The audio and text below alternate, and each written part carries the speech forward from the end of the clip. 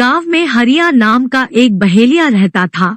वह गांव में जाल बिछाकर चिड़िया, कबूतर, तोता और अन्य पक्षियों को पकड़ता था, फिर उन्हें पिंजरे में बंद करके रख लेता और गांव के बाजार में बेच देता था। हरिया के घर में उसकी पत्नी शोभा भगवान शिव की भक्त थी। वह दिन रात भगवान शिव की पूजा करती थी। शोभा अपने पति के काम से खुश नहीं थी।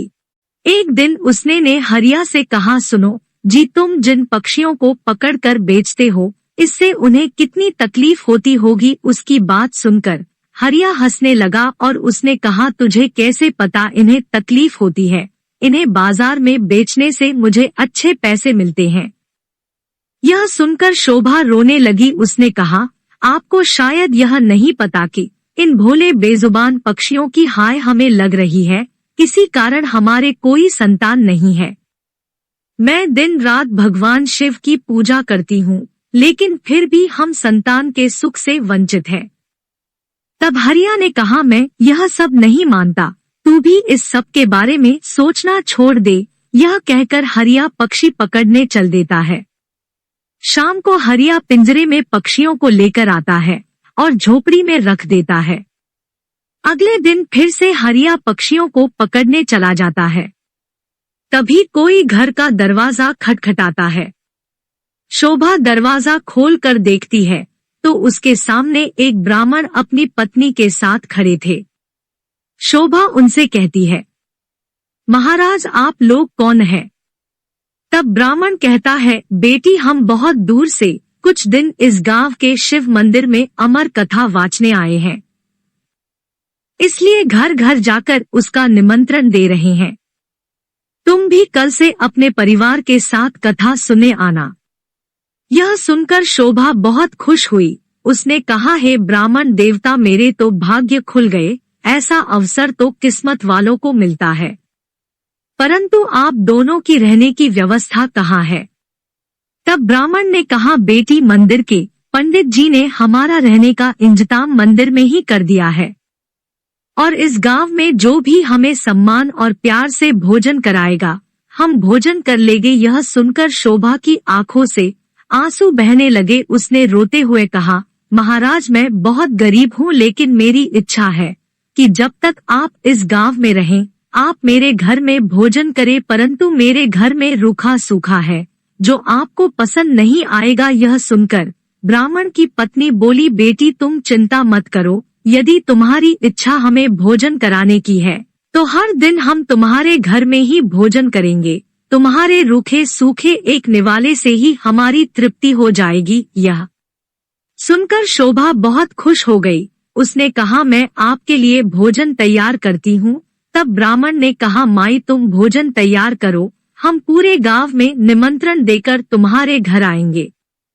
यह कहकर दोनों चले जाते हैं। शोभा भोजन तैयार करती है। कुछ समय बीत जाने के बाद दोनों पति पत्नी शोभा के घर भोजन करने आ जाते हैं। जब वे भोजन करने बैठते हैं, तभी ब्राह्मण की नजर पिंजरे में पक्षियों पर पड़ती है। ये उठकर खड़े हो जाते हैं।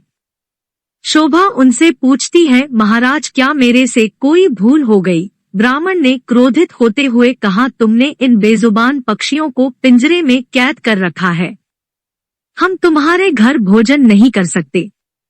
तुम भगवान शिव की अमर कथा सुनना चाहती हो और उनके प्रिय कबूतरों को तुमने कैद कर रखा है। यह कहकर वे चल देते हैं। शोभा उनके पैर पकड़ लेती है और कहती है, हे ब्राह्मण देवता, मेरे घर से रुष्ट होकर न जाइए, मैं तो वैसे भी संतान सुख से वंचित हूँ। अगर आप भी बिना भोजन किए चले गए तो हमारा सर्वनाश निश्चित है।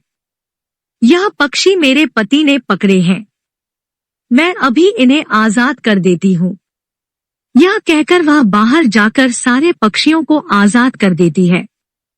यह देखकर ब्राह्मण पत्नी सहित भोजन करते हैं और शोभा को सौभाग्यवती और पुत्रवती होने का आशीर्वाद देकर चले जाते हैं। शाम को जब हरिया आता है, वह पिंजरा खाली देखकर शोभा से पूछता है। तब शोभा उसे सारी घटना बता देती है। हरिया गुस्से में कहता है, मैं इतनी मेहनत से पक्षी पकड़ कर लाया था और तूने सब उड़ा दिए। आज के बाद किसी को भोजन पर मत बुलाना। तब शोभा कहती है, मैंने तो उन दोनों को 7 दिन का न्योता दे दिया है, अब मैं पीछे नहीं हट सकती है। उन्होंने मुझे सौभाग्यवती और पुत्रवती होने का आशीर्वाद दिया है। अमर कथा वाचने वाले सच्चे ब्राह्मण का आशीर्वाद कभी बेकार नहीं जाता। अगर उन्हें भोजन नहीं कराया और उन्होंने गुस्से में श्राप दे दिया तो हमारा सर्वनाश हो जाएगा। आप केवल 7 दिन तक पक्षियों को मत पकड़ना, बाद में जो चाहे करना। हरिया को हार कर उसकी बात माननी पड़ी। वह बेमन से 7 दिन घर पर ही रहने लगा। हर दिन ब्राह्मण और उनकी पत्नी भोजन करने आते। उनके आने से पहले हरिया घर से चला जाता। उसे यह सब पसंद नहीं था। शाम के समय शोभा कथा सुनने जाती। वह हरिया से भी चलने को कहती, लेकिन हरिया मना कर देता था।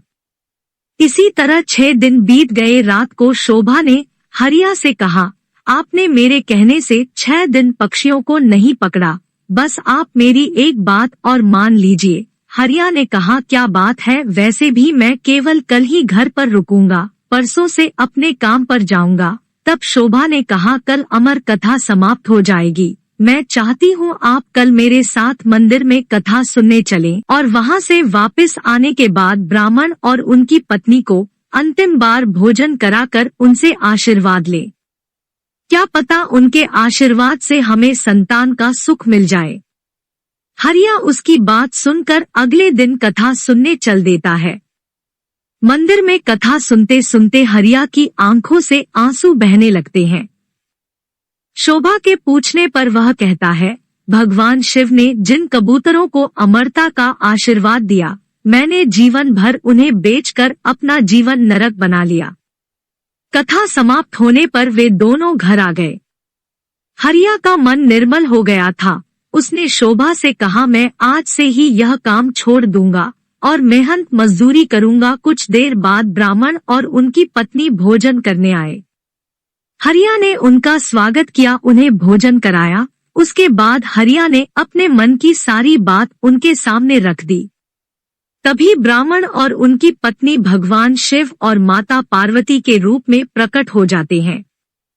भगवान शिव कहते हैं, तुम्हारी पत्नी की भक्ति देखकर हम तुम्हें संतान सुख देना चाहते थे, किंतु तुम्हारे पाप के कारण यह संभव नहीं था, इसलिए हमें तुम्हारा मन बदलने के लिए भेष बदलकर यहाँ आना पड़ा।